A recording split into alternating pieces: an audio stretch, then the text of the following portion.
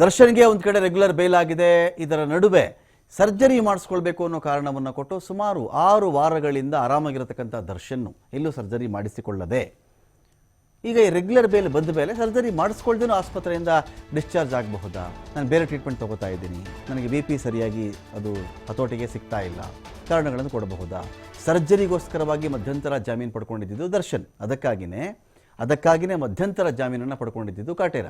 ಆದರೆ ಈಗ ಹೈಕೋರ್ಟಿಂದ ದರ್ಶನ್ಗೆ ರೆಗ್ಯುಲರ್ ಬೇಲ್ ಮಂಜೂರಾಗಿದೆ. ಜಾಮೀನು ಸಿಕ್ಕ ಮೇಲೆ ಸರ್ಜರಿ ಮಾಡಿಸೋದೇ ಅನುಮಾನ ಅಂತ ಹೇಳ್ತಾ ಇದ್ದಾರೆ. ಅನುಮಾನ, ಮಾಡಿಸಲ್ಲ ಅಂತ ನಾವು ಹೇಳ್ತಾ ಇಲ್ಲ, ಮಾಡಿಸ್ತಾರೆ ಅಂತ ನಾವು ಹೇಳ್ತಾ ಇಲ್ಲ, ಇದ್ರ ಬಗ್ಗೆ ಅನುಮಾನಗಳಿವೆ ಅಂತ ಹೇಳ್ತಾ ಇದ್ದೀವಿ.